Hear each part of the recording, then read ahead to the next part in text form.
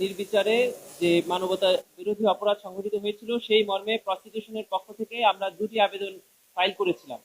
সে বিষয়ে আপনাদেরকে আজকে জানাচ্ছেন আমাদের আন্তর্জাতিক অপরাধ ট্রাইব্যুনালের প্রসিকিউটর এডিশনাল অ্যাটর্নি জেনারেল জনাব মিজানুল ইসলাম। বিসমিল্লাহির রহমানির রহিম।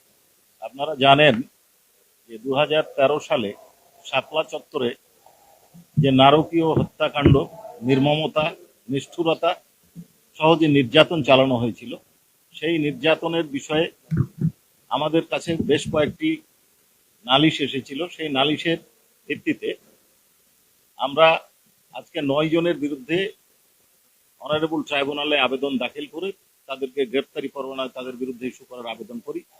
এই 9 জনের মধ্যে 4 জন বিভিন্ন মামলায় জেল হাজতে থাকায় তাদেরকে এই মামলায় সোনারেস্টের আবেদন করেছি।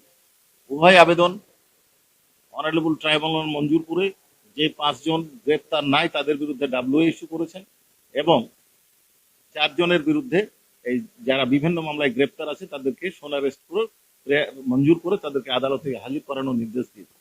যাদের বিরুদ্ধে আমরা আবেদন করেছিলাম তারা হচ্ছেন শেখ হাসিনা, যিনি পলাতক আছেন, ডক্টর মহিউদ্দিন খান আলমগীর, সাবেক স্বরাষ্ট্রমন্ত্রী, ডক্টর ইমরান এইচ সরকার, হাসান মাহমুদ খন্দকার, সাবেক আইজিপি, বেনজির আহমেদ, সাবেক আইজিপি।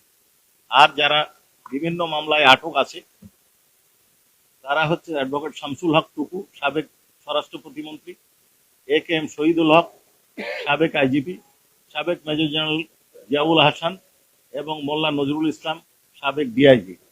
এদেরকে সোনারেস্টের আবেদন মঞ্জুর করে